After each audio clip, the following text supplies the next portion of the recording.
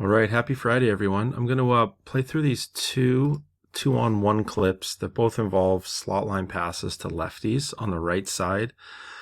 Two different ways to shoot it, and I'm going to talk about the benefits to each, or when you should maybe use each. So we're going to start off here. This is in last night's Edmonton game. So there's Kreider. I'm going to fast forward and show you the next one too.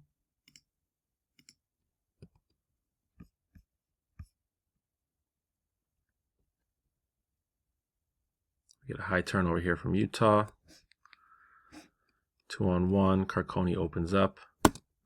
So both of them slot line passes, both of them lefties, both of the pucks being elevated up and over what we would say over the glove. So now I'm going to go back and I'm going to break down why in most situations I would prefer to attack this the way Kreider does, and then we'll talk about the few different times where you might want to open up like Carcone does. And a big issue that I see is most players default to the Carcone method, and you're actually losing a lot of opportunity there, in my opinion. So we've got an odd man rush. Edmonton's kind of stuck here. Little slip pass through the triangle. Pass right through the feet. But what I really like here, let's watch Kreider's route.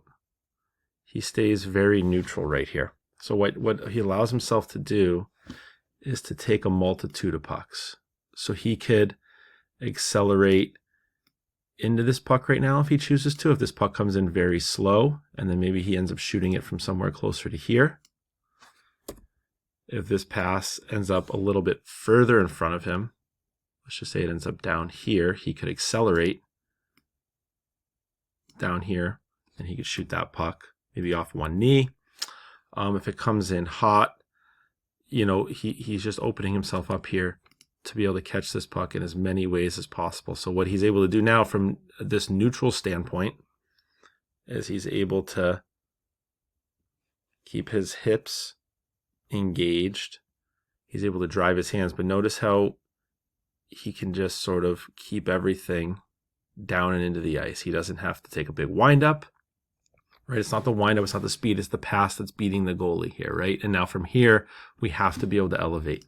The goalie's coming across, so short side high is typically the play. If the puck was super slow, usually the goalie beats us, so we want to go back against the grain. But what I really like here, what we have to remember as you guys are working on this type of shot, is the hips can clear out, but we need the shoulders to sort of finish inside of the net frame.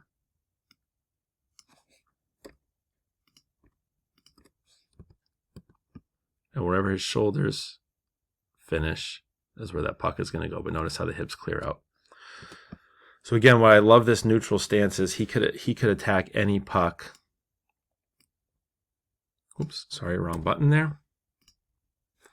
Within this massive catch radius here. Any puck that comes into this window, he could take in one time or two touch if needed. And that's why we love staying in that neutral position, because it gives you don't know what the passer is going to do, and it gives you the most options to adjust to the puck. So again, let's just watch Kreider here. Forget about this little 2v2 on the entry. So again, notice how he's coming in. He's gliding. He's staying nice and neutral here. And then he's able to react to the puck. And we've got a small window, and you've got to be able to elevate it up and over that glove. So now he's able to come in through here, drives energy down, able to hit that shot. It's an excellent shot. And again, really well timed from Kreider there. Now, as we go forward and we're going to look at this Carcone clip, he does something very different. So I'm going to let it play through from the beginning. We get a little wall battle, high turnover, quick 2-on-1. Now notice here, Carcone's in that same spot. His feet are able to come up, and he's able to disassociate and make this quick pass over. So it's not that he doesn't have the ability to take that as a shot. He's choosing not to. So now from here, Kerfoot gives him a little one-timer. He opens up, which is a very different situation.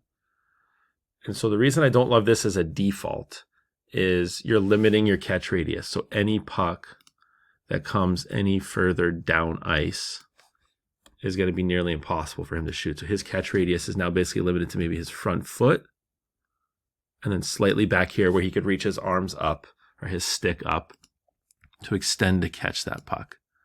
Okay, so much smaller than Kreider's, but what I would say is circumstantially here, I think he's using this as a piece of skating to slow himself down. You can see here, he catches a little bit of, you know, he just kind of pulls up just a bit, but also there is no real opportunity for the puck to travel any further than the D. So he still does a good job of maximizing this window. And again, even though we'll change the color here, his catch radius is probably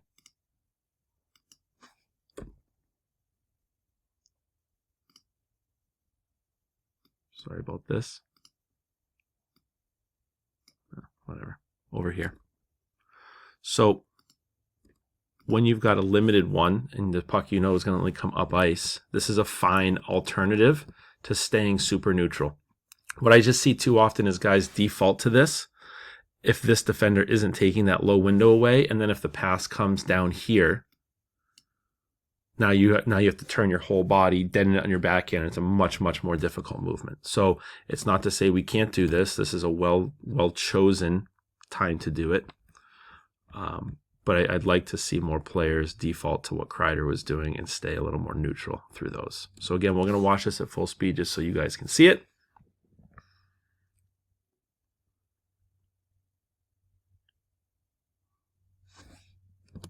The other piece I like about this here is notice, so Kreider had no windup. Notice how Carconi here, this is sort of his quote-unquote neutral spot, is he's staying because he knows the puck is going to come up ice. It has to. There is no big windup, right? His stick isn't up here because that's just adding then more difficulty and more timing. So he's basically knee high. You don't need to be high. And he's got it enough here that he can elevate up and over that sliding goalie's glove. And that's the beauty of the slot line because it makes the goalie move. And again, we don't need to add this big windup because you're just steering the puck into the net at this point. You don't have to beat him with any kind of speed.